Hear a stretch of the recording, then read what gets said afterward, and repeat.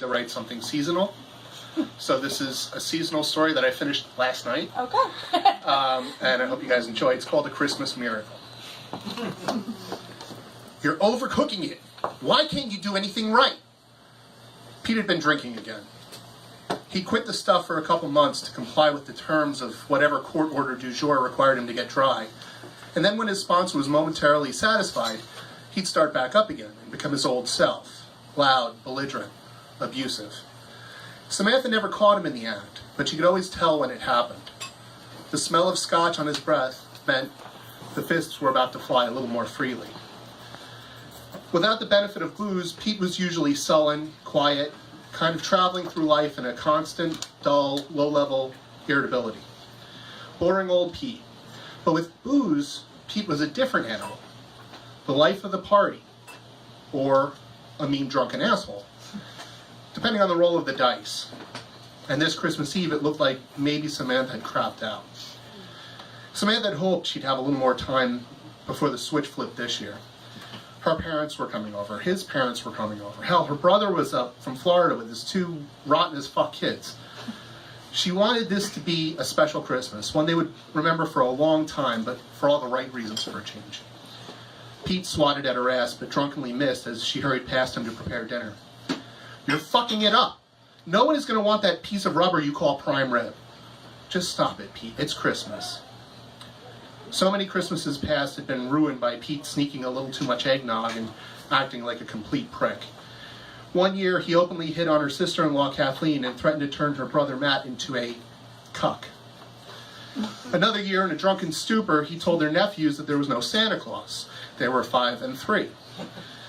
Another year, still, he pissed in the potatoes au gratin. And every year, can't tell the difference. And every year, there was Samantha, the long-suffering wife, trying to smooth it over with the family, trying to keep the peace, and always defuse. This year, though, Samantha thought the timing had finally worked in their favor. He'd started with the latest sober stretch the week before, so she honestly thought he'd behave. It was too soon to unleash the beast. And she had a big family announcement to make, one that she hoped her husband would be sober enough to hear. You're not making that fucking cauliflower thing again, are you? He whined. Nobody liked that. Samantha knew why Pete drank. He was depressed. He wasn't a bad guy per se. He was just self-medicating because he was missing something in his heart. Something crucial to his identity as a man. Something Samantha had been unable to give him until now. Here, he said, as he slapped the digital meat thermometer on the kitchen counter, would you take the fucking temperature of the fucking meat already? They had tried and tried and tried. Different positions, different times of the month. They tried fertility treatments, painful shots, natural remedies that tasted like shit. But no matter how much they had tried, it never seemed to take. That is, until last month. She suspected it when she was late, but she dared not say anything to Pete for fear of being wrong. But the doctor had confirmed it earlier this week. She was finally pregnant. It was a Christmas miracle. They were going to be a family. You are fucking useless, you know that? Pete reached for the oven door. Don't touch that meat, Samantha warned sternly. Why don't you go sober up a little bit before company gets here? She knew it was a mistake before the words left her mouth. It was never a good idea to antagonize Pete when he got this way. Why don't I go sober up? He slurred. You fucking bitch. You can't tell me how to live my life. You can't tell me how to live my fucking life. He swung a vicious backhand, and this time it connected, knocking Samantha back into the refrigerator. Her hand came up to her already swelling eye. You son of a bitch, Pete. One fucking Christmas. All I wanted was one fucking Christmas. Samantha slapped Pete for the first time in her life. It felt righteous and long overdue, and an even bigger mistake than her mouthing off had been. The surprise that had registered on his face quickly became an intense anger.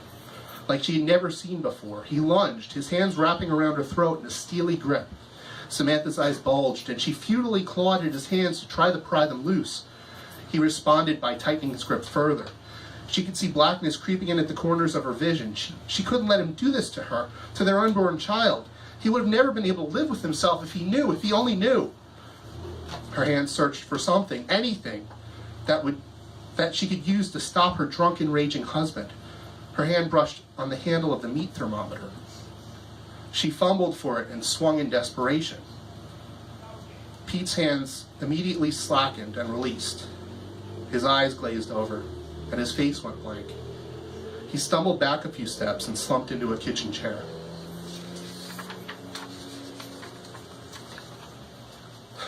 But Christmas, as they say, is a time for miracles. Pete's parents got to the apartment before the EMTs arrived. Always fucking early, those two. Police were questioning Samantha in the living room. Her neck was bruised and her voice was nothing louder than a whisper. She had been crying. Pete's mom panicked and started shouting at Samantha. Pete's dad and the police officers had to rush her out into the hallway, past the arriving medical professionals. Samantha cowered in a corner of the living room and sobbed uncontrollably and silently. When the EMTs walked into the kitchen, they were shocked to see Pete sitting upright, the long, thin needle of the digital meat thermometer lodged deep into his left temple. The temperature on the thermometer read 98.6 degrees. Overcooked the prime rib, he muttered, as if from 1,000 miles away. He stared vacantly ahead, not acknowledging any of the chaos around him or the arrival of the paramedics.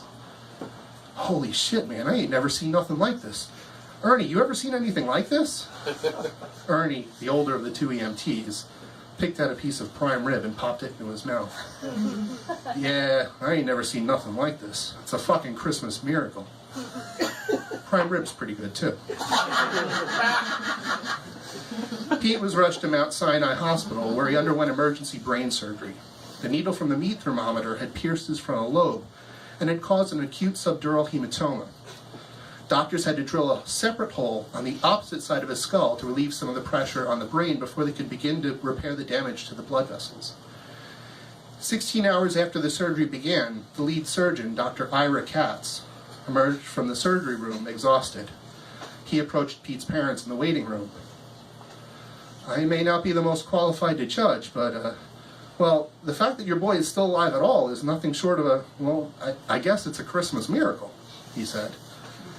It's not going to be an easy road back, but it looks like we're out of the woods for the moment. Months of exhaustive physical and occupational therapy followed. Pete had to relearn how to walk, how to read, how to speak. And as he healed and he got stronger, and as his brain rewired itself and neurons redirected themselves, changes in his personality started to emerge. For the first time in his life, Pete developed an interest in art, in literature. The chip on his shoulder evaporated. He became light, unencumbered by depression or addiction. He became forgiving and kind. He couldn't remember much of his former life, and he definitely didn't remember anything from the night of the accident, as it came to be known in the family. And he could no longer stand even the smell of a stiff drink. A whiff of whiskey triggered extreme nausea. Medical journals wrote about the strange case of the angry young man who experienced a traumatic brain injury that transformed him into a sensitive, compassionate artiste. It was a Christmas miracle, they concluded. He did the talk show circuit. He appeared on Dr. Phil. He did The View. There was talk of a biopic starring Margot Robbie and that guy from This Is Us. He wrote a book. He co-wrote a book about his path to finding himself. It was titled The Temperature of the Soul. And it spent 3 weeks on the New York Times bestsellers list.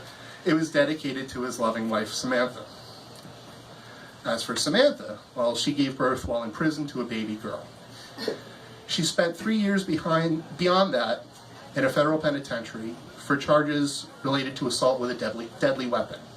Never mind that meat thermometers are hardly in the same class as Berettas and Glocks. Pete's family petitioned for a harsh sentence, but the judge, sympathetic as he was, stuck to the lighter side of the sentencing guidelines. Nevertheless, every week that Samantha was inside, she grew a little tougher. a little harder, a little colder. She got into fights. She beat the shit out of a self-styled cell warrior named Crackhead Connie, knocking the few remaining teeth that Connie had down her CO-sucking throat.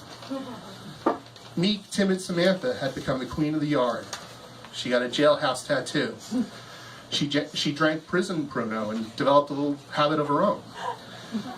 She made other inmates her bitch. But even as she slipped further away from who she was, Pete never strayed from the marriage. He took their daughter to visit every weekend, against his parents' wishes. He wrote her letters and poems. He painted for her, badly. But he tried. He wrote songs to her.